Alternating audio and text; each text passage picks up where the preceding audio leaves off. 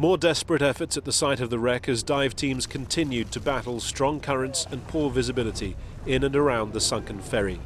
For the first time, authorities said bodies had been seen on board.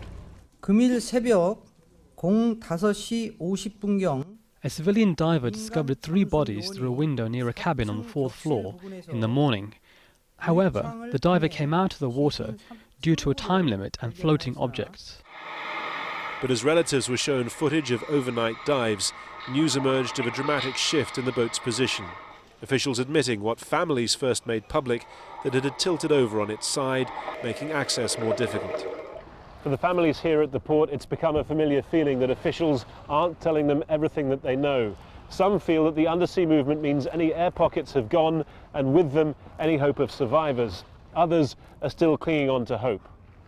There's continuing anger at the captain and crew who appeared in court on charges of negligence and breaking maritime law.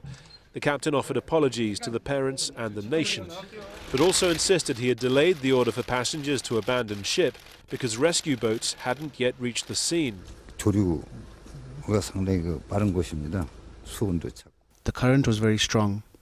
The temperature of the water was cold, and I thought if people left the ferry without guidance, if they were not wearing a life jacket, and even if they were, they would drift away and face many other problems.